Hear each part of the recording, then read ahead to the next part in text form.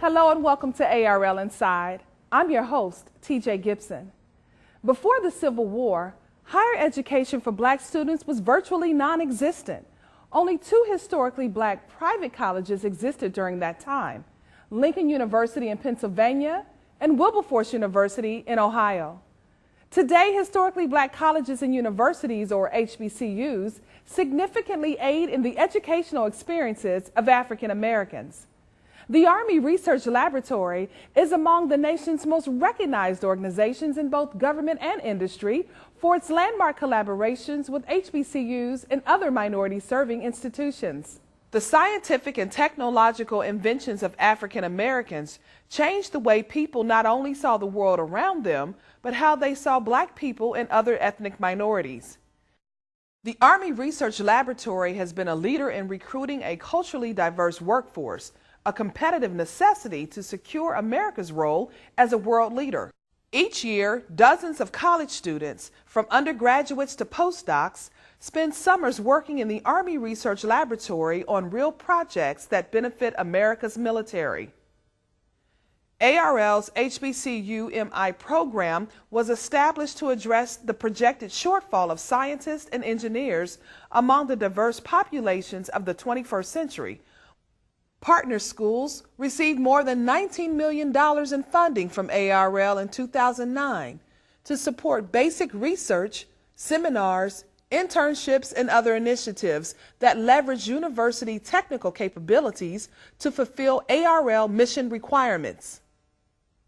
Diversity is important within ARL because you have to encompass all the skill sets in order to get the job done. Diversity deals with not just color, it deals with education, it deals with insight. So it's very important to be able to go to an HBCU because you're bringing in 15 to 20 different types of skill sets and types of diversity within inside of that community. So it is making it a better work environment when you go out to the different areas in HBCUs. Spending the summer at ARL has been life-changing for 20-year-old Najee Brown, a junior majoring in mechanical engineering at the University of the Virgin Islands in St. Thomas. I learned a lot of things while I was here.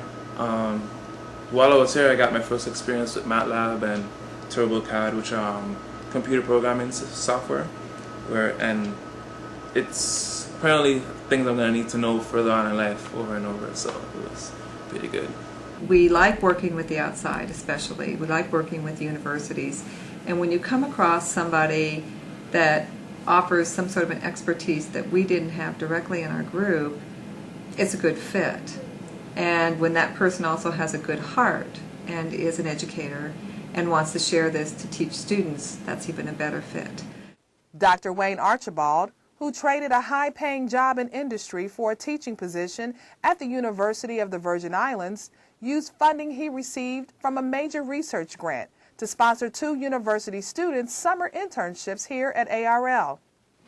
The most important benefit is that the students would be able to come here and do research, and then we can take that research back to UVI, and over time we will be able to build a research lab, get equipment, and then carry on the research after leaving here at the end of the summer. St. Croix native Cara Spencer, a chemistry major at the university, said she hopes to continue finding summer research opportunities like the one she completed with ARL. This summer I worked on 2 projects. One was with sapphire substrates and the other was with silicon substrates. With the sapphire substrates, I annealed them at different temperatures and then I deposited some platinum thin films onto it. So really Cara's project was very critical to some of these, to our Army technology objective. The issue was what Cara was trying to do is see if she modified the surface by putting it into high temperatures and create steppage on the sapphire. This would form sort of nice little sites for nucleation from the platinum film, so we could grow a better platinum electrode. And the electrode is sort of the fundamental building block of the device we want to make. If we can't make a good bottom electrode, we can't put down a good active film to make the device. So her project was really critical, and she had some pretty nice successes. Results from a study released in December 2010 from the U.S. Commission on Civil Rights indicated that students who attend historically black colleges and universities are more likely to pursue careers in science, technology, engineering, and math. For ARL Inside, I'm TJ Gibson.